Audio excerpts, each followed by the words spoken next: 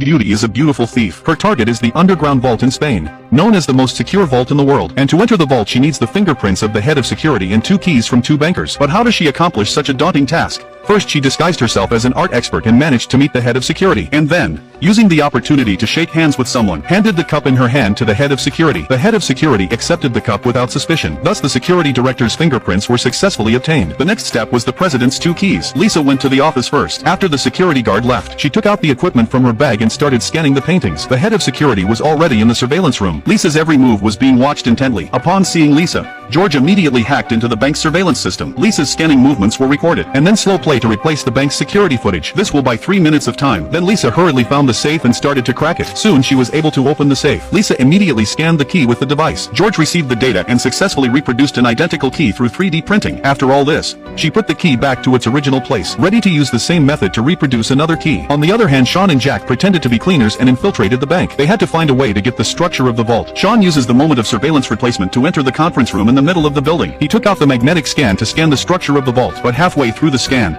a group of people suddenly came in for a meeting. The employees sat down directly on both sides of the table. Sean under the table is very nervous, but at that moment, 2 papers just fell down. If someone bends down to pick them up, Sean will be found. He did not have time to think about directly increase the energy of the magnetometer to complete the scan, but this action triggered the alarm system. Instantly, all the sirens inside the bank sounded. The bank quickly entered the state of alert. Everyone was gathered in the first floor lobby. Lisa had just finished scanning the second key. She couldn't put the key back into the safe before the staff called her away. Lisa had to take the key and retreat first. Luckily, Sean was in the blind spot. Under John's direction, Lisa threw the key down the stairs. Sean caught the key securely. Then he quickly ran back upstairs and prepared to put the key back where it belonged. When they returned, they began to study the structure of the vault. However, the rest of the bank's structure was very clear, but there was one area that could not be identified. Everyone was very confused. Sean thought for a moment and then came to the conclusion. These blurred areas are water. They surrounded the vault with water. Whenever someone broke into the vault, the gates would open and release the water. But this vault was built over 70 years ago. There were no infrared or sensors in those days. How did they know there was a break-in? Sean quickly ran his genius brain. He soon found the answer. It turns out that there is a huge balance scale under the vault. As soon as the weight changed, the mechanism inside the vault would be triggered. No one could escape by going in. The principle was solved. But how to solve it?